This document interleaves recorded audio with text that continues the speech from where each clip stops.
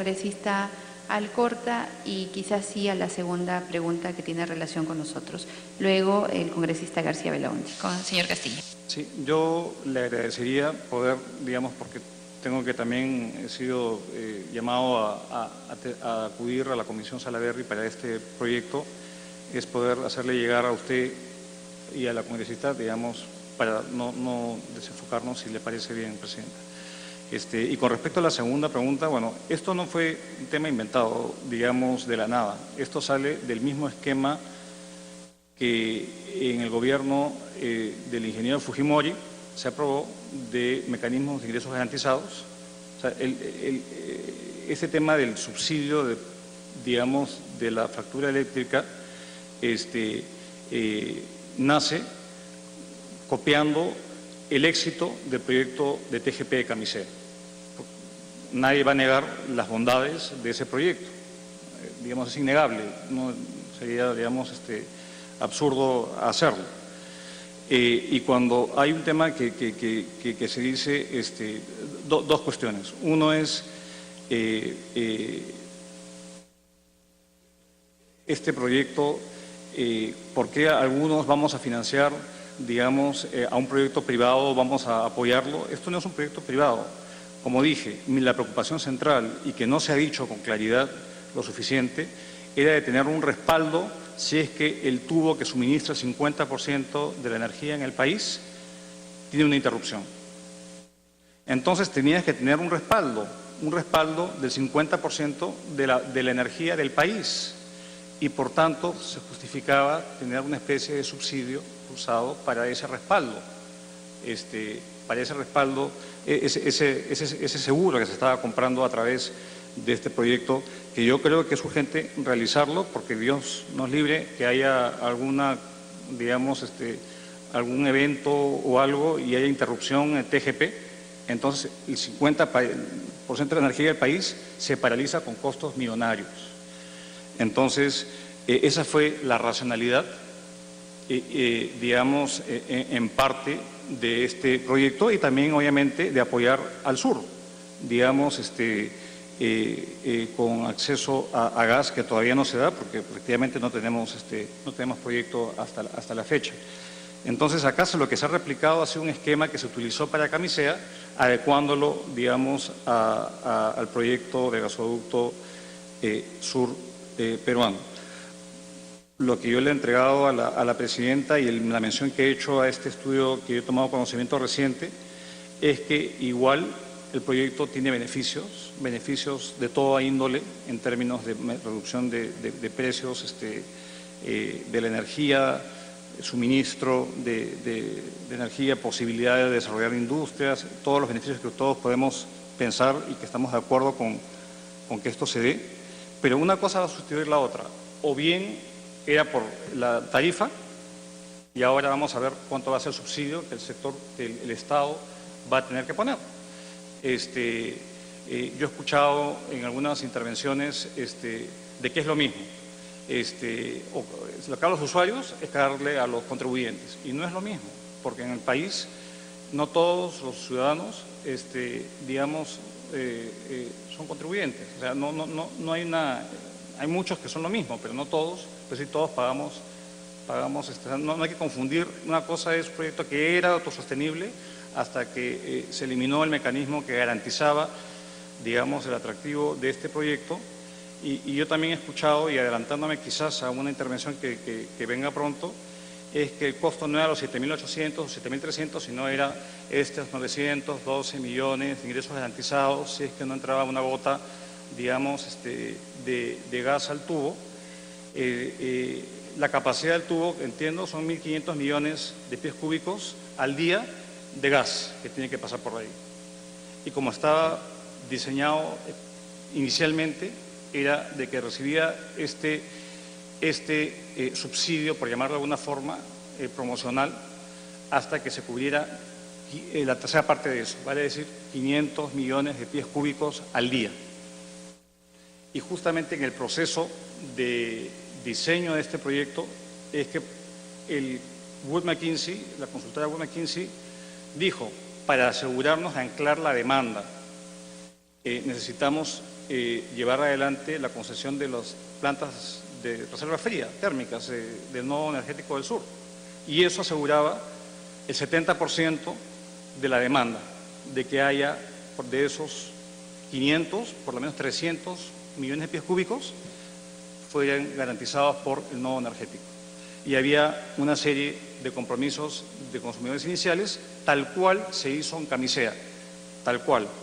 Entonces, yo creo que es importante saber los detalles, que son siempre complejos y muy técnicos, pero entender, digamos, que este proyecto es de absoluta necesidad para el país, y no es favorecer a una empresa privada que quiere lucrar a costa de los contribuyentes o a costa de los que pagan la tarifa de luz. No, es un proyecto que se hace y que había consenso de todo el país de hacerlo, y hacerlo bien. Y en mi criterio se hizo bien hasta que un postor decidió descalificarse. Y ese es el meollo de por qué este proyecto, digamos, entró en los problemas que entró. No fue por otra razón, que fue la autodescalificación de uno de los postores. Entonces, yo creo que hay que, capaz le he dicho muchos elementos que hay que todos ponderarlos, digamos, y será la comisión la que finalmente llegue a los beneficios y las contingencias que se asumían, pero yo reitero que la forma como se presentó y cómo se hizo el proyecto fue una forma positiva. Fue hecho, digamos, con una estructura, pensando en la demanda, pensando en la oferta, pensando en un balance de riesgos entre el público y el privado, y copiando la buena práctica que el proyecto Camisea nos dejó como lección.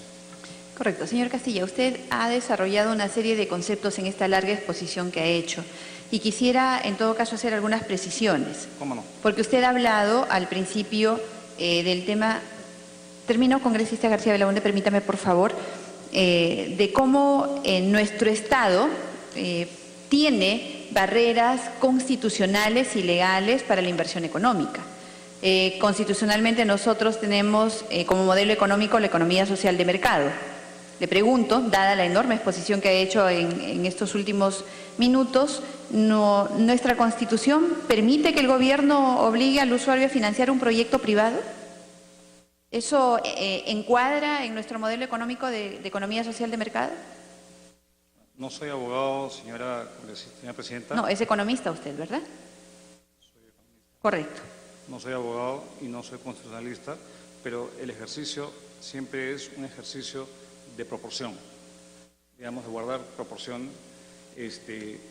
Igual, el impuesto, como por definición, es impuesto, digamos, por la lógica, digamos, de que de algún lugar tiene que salir el financiamiento de los bienes y servicios públicos de una economía. Entonces, yo creo que digamos, los monopolios, digamos, no son un problema. Lo que es un problema es el abuso de poder de dominio, un monopolio, por ejemplo, y va a estar regulación. Entonces, yo creo que lo que usted dice, forzar forzar a los consumidores a subsidiar a un gasoducto, ¿eso se riña con la Constitución? Que es su pregunta. Sí, sí, yo si creo vulnera que nuestro sí. modelo económico.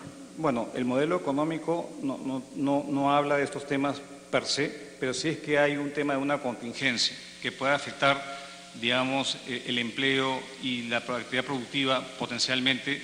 Sí, hay mecanismos, hay seguros que se compran y todos tienen que pagar parte de la factura. ¿Un subsidio es un impuesto? ¿Perdón? ¿Un subsidio es un impuesto? ¿Eso es lo que acaba de decir usted? No, mi intervención anterior tenía que ver que hay ciertas decisiones que se hacen que, digamos, que se pueden ser entendidas como forzar a un ciudadano a aceptar algo. Cuando ya he centrado la respuesta en el tema del pago de la tarifa de consumidores para financiar un proyecto privado, es un esquema que se utilizó porque se entendía que los beneficios para la sociedad eran mayores que los costos, incluso los costos temporales, y que iba a haber un repago con una reducción de las tarifas y un acceso a energía limpia y barata. Entonces, es un tema discutible, sí, pero yo no creo que esto se riña con la Constitución, uno, y dos, la verdad que no podría yo ahondar más, digamos, si es que esto va en contra de modelo social de mercado, la Constitución. Son, en realidad, preguntas que las hacemos en base al desarrollo que usted ha hecho en su última exposición. También ha hablado del proyecto de Camisea. Sin embargo, sería bueno dejar constancia que en Camisea se tenían los estudios definitivos dejados por Móvil Shell. ¿En Gasoducto Sur Peruano habían estudios definitivos, señor Castilla? Los estudios, yo no conozco el proyecto de Camisea en detalle, como lo que usted menciona, sí sé la historia de Camisea. Ahora, son estudios que no se ponen actualizados, estaban cuando se dio. No, le pregunto solamente Camisea. si el Gasoducto Sur Peruano tenía estudios definitivos. Los estudios de Camisea tenían los estudios suficientes para dar un proyecto integral que incluyera el diseño, incluyera la construcción, la operación y mantenimiento. Tenía respaldo. ¿Tenía estudios definitivos? Es que si a uno le encargan el diseño de parte de un proyecto integral, por definición no puede tener estudios definitivos. Correcto. Ahí entonces lo dejamos. Congresista García Belaúnde. Señor Presidenta, el señor Castilla no es abogado, pero parecería que tampoco es economista, porque no ha podido explicar, ni creo que nunca va a poder explicar cómo se puede financiar un proyecto de 7.200 millones de dólares y cómo se puede financiar un proyecto que hay que invertir 900 millones de dólares anuales hasta que